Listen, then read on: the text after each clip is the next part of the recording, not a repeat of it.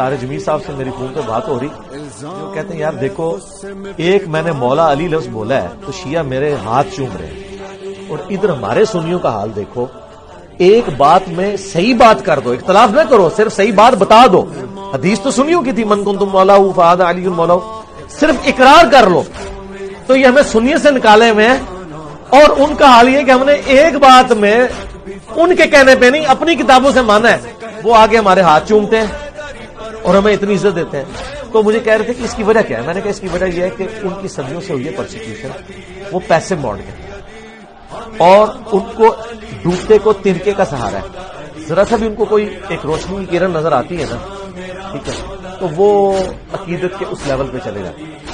تو یہ ایک اتنا پازیٹو پہلو ہے. یعنی میں سمجھتا ہوں کہ شیعہ کا سب سے بڑا ایسٹ یہ ہے کہ آپ اپنے اہل بیت کے ساتھ محبت ان کے سامنے ثابت کر دیں.